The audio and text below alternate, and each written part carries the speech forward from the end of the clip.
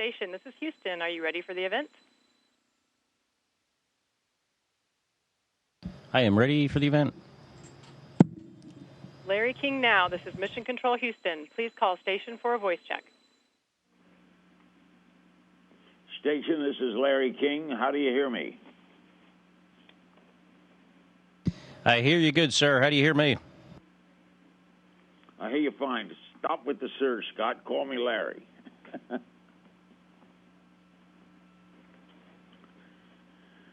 You orbit the Earth 16 times a day. Where are you guys right now?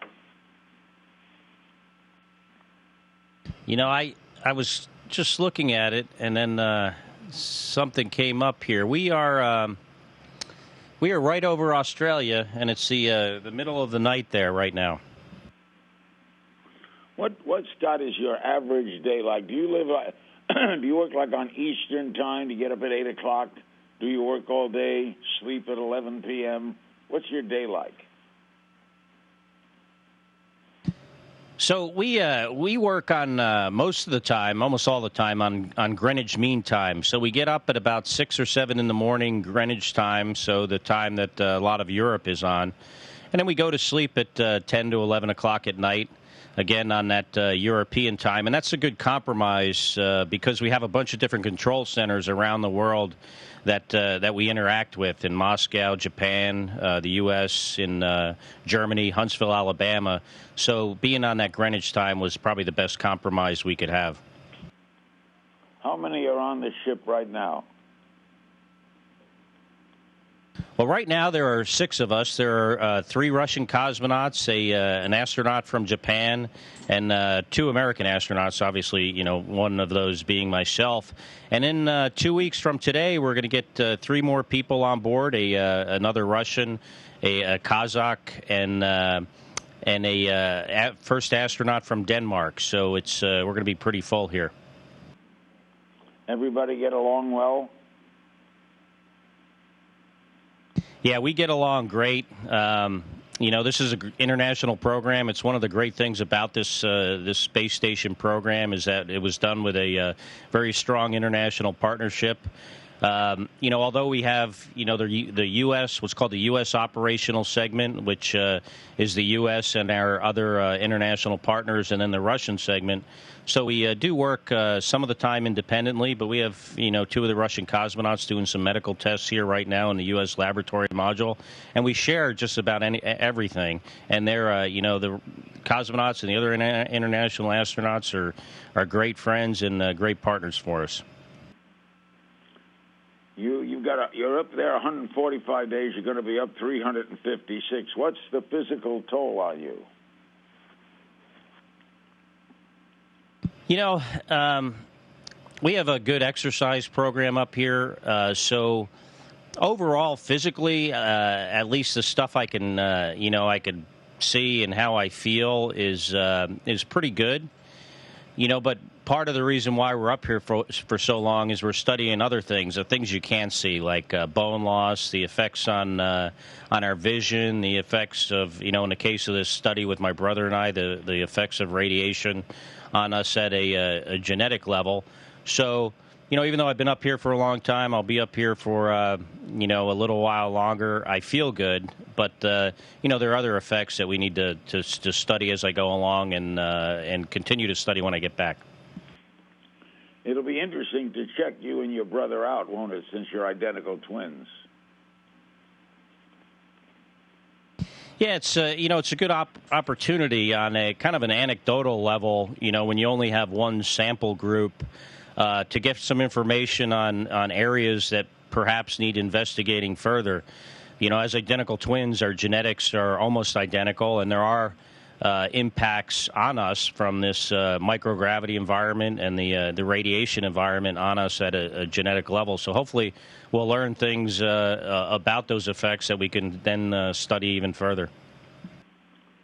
You recently participated in a new first for space travel. What is VEG or VEG-1? Oh, the veggie experiment was a an experiment to see how well we could grow food in space, and we'd done that before up here. But in this case, we were allowed to eat some of it. So the last time we did it, all of the vegetables went to the ground, and this time we were allowed to eat half of it, and that was great. It tasted good. It's great to have fresh vegetables, and if we want to go to Mars someday and live and work in places that don't have the type of resupply we get on the space station, we're going to have to know how to do that. How do experiments that you conduct affect us here on Earth? So we have, over 400 different experiments going on here throughout the year I'm here, and some of those are experiments that, look at ways to allow us to explore further from the Earth, but some of them are probably about 30% of them are ways to improve life on Earth. For instance, we recently had a bunch of rodents up here where we were doing some experiments that would be potentially critical to designing some new drugs for certain type of diseases like bone loss and muscle wasting kind of diseases. There are some other drugs that have been developed based on space station research. Tomorrow we got some combustion experiments going on in the U.S. laboratory module that are looking at ways to improve combustion efficiency.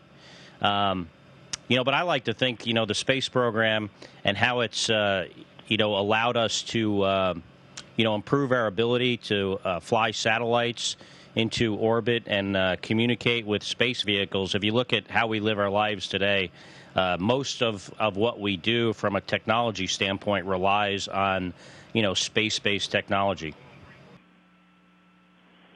You recently urged lawmakers to restore full funding to NASA's Commercial Crew program. Is that going to be a problem? Well, it's I guess it's the president's job to offer a budget, and Congress approves it or doesn't or changes it. For us, we need a certain amount of money to fly, these commercial crew vehicles on a certain schedule. And, if we don't get the amount of money we're asking for, we're probably not going to be able to meet that schedule, which means, for the space station program, we're going to have to, further our contract with the Russians to get crews up here. So I don't know if it'll happen. I hope it happens. I hope we get the money we need so we can continue to build two vehicles and do it on the schedule that we need to support our exploration goals. Are you working all the time? We work a lot up here. We work probably from, the time we wake up where we're kind of looking at our schedule throughout the, see what we're going to do that day and doing any preparation for some of the activities we have to do. And then, at night, it's kind of like when a lot of people go home, they check their email. But our workday goes from probably about 7 in the morning until 7 in the evening. And then with a few hours for some, kind of offline email-type activities, pretty soon it's time to go to sleep. Get to watch movies or something? You have fun? What kind of fun do you have? We watch movies. We watch television shows. Recently, we're been trying to rewatch, at least Kjell Lindgren and I, with rewatching Breaking Bad and, exposing our Japanese colleague to it. And he's enjoying it, actually. But, we watch some television shows, read books, watch movies. Watch the movies generally like one time on the weekend. All 6 of us will get together and watch a movie. Scott, thank you so much for joining us. Thank you for your service to this country. Best of luck in the rest of the mission. My pleasure, sir. Thank you. Station, this is Houston ACR. That concludes the Larry King Now portion of the event. Please stand by for a voice check from Yahoo Global News. Can you do a standby and just let people know I'm doing this?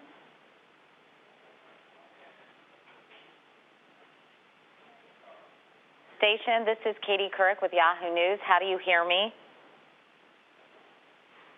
Hi, Katie. I hear you loud and clear. How me? Fantastic. Good. I'm excited to talk to you, Scott. So we're just going to do the intro, and then we'll be ready to go, okay?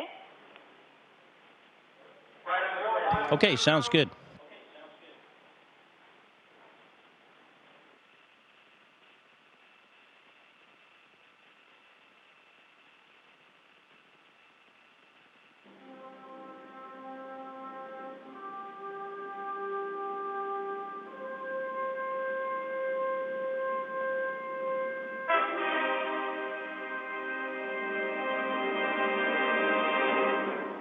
It's a modern space odyssey, but this one in 2015. I'm Katie Couric. Welcome to Yahoo News. Some of us like to post pictures of our kids, our desserts, our hydrangeas on Instagram. Guilty. But Captain Scott Kelly might have us all beat for the coolest Instagram feed in the universe, literally. He's 145 days into his record-breaking year in space mission with NASA and has been keeping amazing records for us back here on Earth. Check out this Roscoe-esque sunset he tweeted on Monday. Here's the shot he took of the Himalayan mountains looking like funnel cakes. And then there's this breathtaking view of the northern lights at sunrise. Scott is with us now from the International Space Station. Hi, Scott. Thanks so much for talking with us. Hi, Katie. It's my pleasure, and welcome aboard the International Space Station. Well, thank you very much. Now, I know the primary purpose of your mission is to determine the effects a year in space has on an astronaut like you. You've been there for almost 5 months, so how are you feeling? You know, I feel pretty good. 5 months is a long time to be up here, and I have a long ways to go. But we have great people helping us take care of ourselves. Those folks on the ground that support us. We got good exercise equipment. So as far as, how I feel great. There's certain things we need to continue to study and, results that we won't get until I get back on the ground. But so far, so good. What do you do all day long, Scott? Can you give us sort of a typical day in the life on the International Space Station? So there's no, all the days are different, which makes it pretty interesting. We do a lot of science here. While I'm here, we'll do over 400 different experiments. And, sometimes your days might be devoted to a lot of science. This morning I was doing an experiment called Spheres that uses these small satellites and control algorithms that, try to understand how to control satellites in space. The other crew members are doing, right now, the 2 Russian cosmonauts are doing some medical tests on their eyes in the U.S. laboratory module. Sometimes you're fixing things. Like maybe the carbon dioxide removal system is a piece of hardware we had worked on a few months ago that was pretty extensive. On Monday, we have a Japanese cargo ship coming, so we'll be grabbing that. So it's a combination of science, maintenance, and, general housekeeping. And then occasionally, robotics activities or, a spacewalk you might get to do.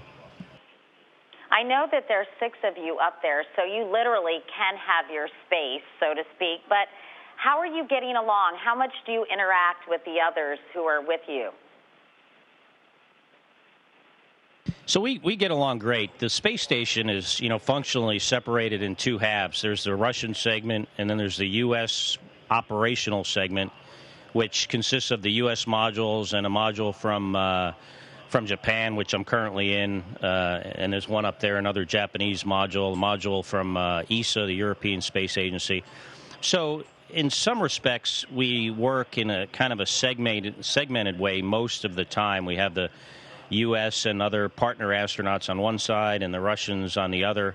But, practically speaking, we're all one crew. We get along great. I don't look at my Russian colleagues really any different than I do the other astronauts on board. It really is a mutual relationship we have up here, and one that's, based on us having to trust each other. We rely on each other literally for our lives. So it's really, one of the great things about this program. How do they all speak English? How do you all communicate? Yeah, they speak English. We speak, they speak some English. They speak some Russian. Generally, their English is better than our Russian. So most of the time on the space station, we speak English, but we do speak Russian in the Soyuz and during some other special activities. But most of the time, it's English. Now, tell me about sort of your basic quality of life. Like, how do you do laundry? What is the food like? You're not still drinking Tang and eating freeze-dried food, I imagine. So what about sort of the day-to-day kind of creature comforts? Yeah, that's a good question. So we don't do laundry because, that requires a lot of water, and water's at a premium up here. Plus it'd be pretty complicated, I think, to make a space washer, although I guess you can do it. So we generally throw our clothes out. I think I've been wearing these pair of pants for about 2 months. I won't tell you how long I've been wearing the other things that I'm. Yeah. Thank you. So we generally throw our clothes away.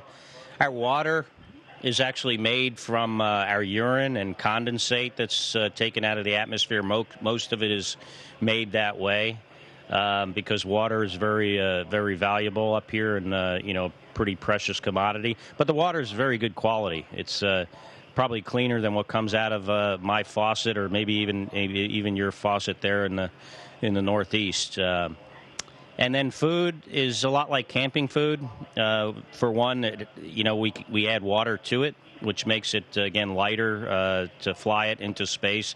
And some of it's like the military-style MREs, and a little bit of it's off the shelf. But it's it's a pretty harsh environment, but we get used to it after a while. It's amazing what you can get used to. Someone asked on Twitter, do you experience more dreams than usual up there? I was asked about dreaming in space on my last flight, and I really couldn't remember whether I had, Earth dreams when I was in space or space dreams. So this time I started writing them down. And, what I've noticed, although I stopped a few months ago because it's somewhat of a burden, it kind of got me into a situation where I kind of remember them more because I was writing them down for a while. And it seems like in the beginning of my flight, the space dreams were rare. And now, almost 150 days into it, the Earth dreams are more of the rare ones. You, I know, have been keeping up with the real world. You're very adept at social media, Scott. I know President Obama tweeted at you, loving the photos. Do you ever look out the window and just freak out? Julia Louis-Dreyfus, I know, tweeted at you a couple of months ago, wanted to know if you were watching Veep. Well, let me ask you the answer to both of those questions. Do you freak out, and are you watching Veep? I mean, what do you do for fun, Scott? I'm not a freak out kind of guy, but that was great to get that question from the president and actually all the questions from, all the people that are interested in this program. I tried to watch Veep. It's I don't really watch many series up here, so I haven't gotten into it yet, but I hope to. I actually like the show. I think it's very well done, but haven't been watching it on a regular basis. I am a big Seinfeld fan, so occasionally we'll watch Seinfeld. We have all the episodes up here. But, the other stuff we do for fun is, like the social media stuff for me is fun because you get real feedback from the people that are, looking at the pictures or listening what you have to say. We do email, talk on the phone, read a little bit. So it's not bad. I know one of the reasons, Scott, you were picked is because you have a twin brother, an identical twin brother, Mark Kelly, who, of course, I know as well.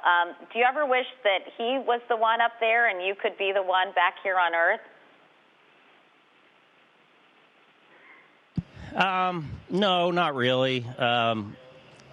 That's not the type of thing I would ever even think about because it really wasn't, practical. His situation was such that when this 1 year of flight came along, he'd already retired from NASA. And so it just wasn't a practical thing. I do envy some of the stuff he gets to do. So, now occasionally he'll send me a picture of his food or something. And that's, at those times when I'm eating something brown in a bag, I envy the, steak he's sending me a picture of.